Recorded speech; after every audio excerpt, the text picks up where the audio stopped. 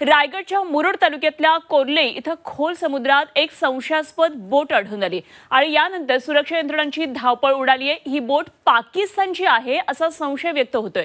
तेव्हा या बोटीतून काही व्यक्ती सुद्धा उतरले असल्याचा संशय पोलिसांनी व्यक्त केलाय आणि त्यामुळे रात्रीपासून आता या ठिकाणी कोम्बिंग ऑपरेशन सुरू झालेलं आहे आणि रात्री ठिकठिकाणी नाकाबंदी करण्यात आलेली।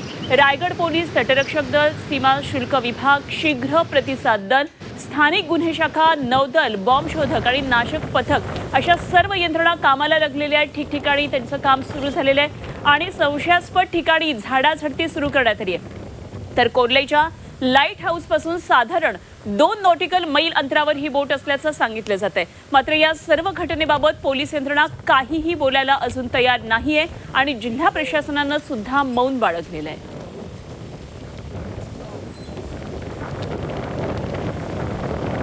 कोर्लेच्या समुद्रावर नाकेबंदी लावली आणि त्यांनी ड्रोन उडवले, पण ड्रोन का हवेचा दाब एवढा असल्यामुळं तो ड्रोन का त्या जागेवर पोचू शकला नाही आणि सकाळी पहाटेपर्यंत 4 वाजेपर्यंत पोलीस इकडे बंदोबस्त लावून होते, पण 4 वाजेपर्यंत कुठलाही म्हणजे ती जी लाईट दिसत होती ती लाईट दिसायची पण बंद झाली। मग ती पोलिसांचं म्हणणं असं होतं का ती पाकिस्तानी बोट आहे आणि त्याचा नंबरसुद्धा त्यांना लोकेट झाला होता। संदर्भात आणखी सविस्तर माहिती जाणून घेऊया आणि सध्याचे काय नेमके तपशील जाणून घेऊया। आमचे प्रतिनिधी प्रफुल्ल पवार आपल्याबरोबर थेट रायगडमधून आहेत। रायगडमधून प्रफुल्ल आहेत। प्रफुल्ल, आपण बघतोय की पोलिसांचं आता तपास यंत्रणांचं काम सुरू झालेलं आहे। काय नेमके सध्याचे तपशील आहेत? कुठे कुठे हे सगळं तपास सध्या सुरू आहे? अनुपमा, ही बोट संशयास्पद आढळून आल्याच्या घटनेला साधारण 12 तास उलटून गेलेले आहेत आणि त्यानंतर देखील तपास यंत्रणा किंवा पोलीस यंत्रणा असेल, महसूल यंत्रणा असेल, ही या संदर्भात अद्याप काही बोलायला तयार नाही। ही खरं तर गंभीर बाब म्हटली पाहिजे। कोर्लेच्या समुद्रात रात्रीच्या सुमारास ही बोट असल्याचं सांगितलं जात आहे।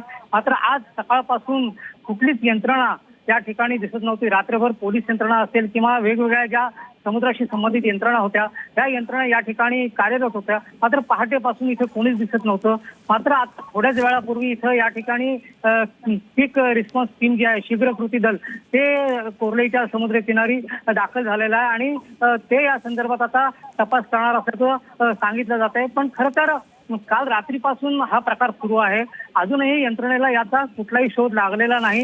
हेलिकॉप्टरच्या द्वारे शोध घेतला जाईल असंही सांगितलं जात होतं, मात्र ते अद्याप सुरू झालेलं नाही। मात्र रात्री पोलिसांनी या परिसरामध्ये, संपूर्ण परिसरामध्ये कोम्बिंग ऑपरेशन केलं आणि नाकाबंदी केली होती। खरं तर रायगडचा किनारा जो आहे तो अतिशय संवेदनशील मानला जातो। 1993ला जे बॉम्बस्फोट झाले होते त्या बॉम्बस्फोटात जे RDX आणलं होतं ते रायगडच्या किनाऱ्यावर आणलं होतं आणि त्यामुळे या संपूर्ण या घटनेमागचं गौडबंगाल नेमकं काय आहे ते अद्यापही गुलदस्त असल्यामुळे संभ्रमाचं वातावरण आहे। अनुपमा, ठीक, धन्यवाद प्रफुल्ल दिलेल्या सगळ्या सविस्तर माहितीसाठी आणि वेळोवेळी आपल्याकडून रायगडमधून अपडेट्स जाणून घेत राहू। तुर्तास धन्यवाद। प्रफुल्ल पवार आमचे प्रतिनिधी आपल्याबरोबर होते।